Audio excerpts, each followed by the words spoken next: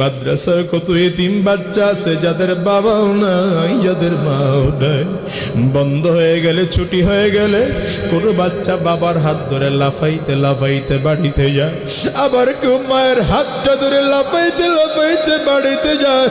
একদল আল্লাহর ছোট ছোট বাচ্চারা আছে,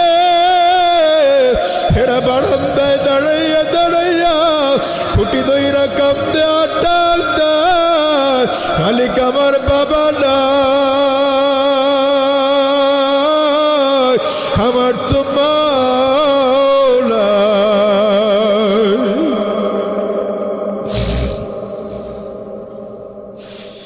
আমি কার হাত ধরে বাড়িতে যাব?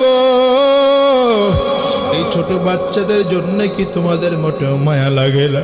এই ছোট বাচ্চাদের কাছে মাঝে মাঝে আইসো, ইয়েতিম বাচ্চার মাথার মধ্যে হাতটা বোলায় একটু আদর কইরো।